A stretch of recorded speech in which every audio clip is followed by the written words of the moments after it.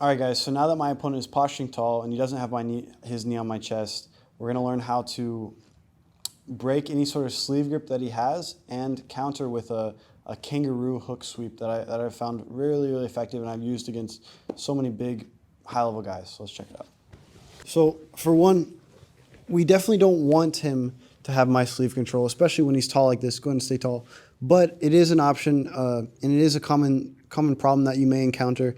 And oftentimes these classic grip breaks that I've shown you before are not going to work, especially against somebody really strong and somebody really holding the grip tall. And it's going to be difficult, especially if the guy's super tall. I really pull the grip up. Yeah, it can be difficult to even pinch this leg here. Sometimes I may get it. I may break the grip. But like I said, against somebody really strong, it may be difficult. So what are you going to do from this position? It's going to be okay. We don't need to grab. We don't even need to re-grab his sleeve. What we're going to do is we're going to let go of this pant grip. We're going to reach high over his knee, and then we're going to bring our grip down. So we're going to get this overhook once again. We're going to reach high because there's space. There's always going to be space between your single leg X and your opponent's knee. And then we're going to bring down in order to get our overhook here, okay? So now we have this overhook almost like an ankle lock position. And we're going to start inserting our leg, this leg, underneath. Now this is often called a kangaroo hook. I'm not exactly sure why, but that's what it's called. And once again, from this position, we're going to start elevating him to the left. And he's normally always going to post his hand on the mat and try not to fall, okay? And oftentimes as well, we really want to use this hand, even if it's occupied, we can sometimes bring it down to push the knee out and get some sort of motion. We just want to make sure that he goes all the way to the left as much as possible. So we're going to extend him up and push him to the left. Now he's not going to want to fall. He's going to be just like this.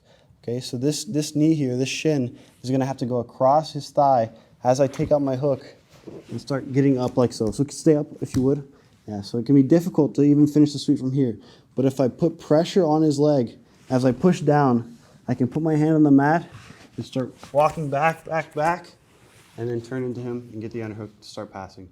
Okay, so this is a really, really powerful position against guys who are really tall and strong, who don't like to put the knee on the chest. All right, so again, we're here. Maybe he has a sleeve, maybe not. It's not a big deal. We're going to grab, and then we're going to grab the overhook. So once again, I was reaching around his knee first, and then I slide my hand into place. Okay, now in this position, I'm going to circle my foot inside with this hook. I can, if I wish, I can push his knee out to the side, but let's just say he has my sleeve and I cannot. I don't need it too much. I just extend and push him to the left. He's going to stay up, not allowing the sweep. I take my hook out, my left hook. I put my shin on his thigh and start pushing his thigh down, just like so. And now my hand comes to the mat. I'm going to push myself up to his body, just like so, to finish the sweep.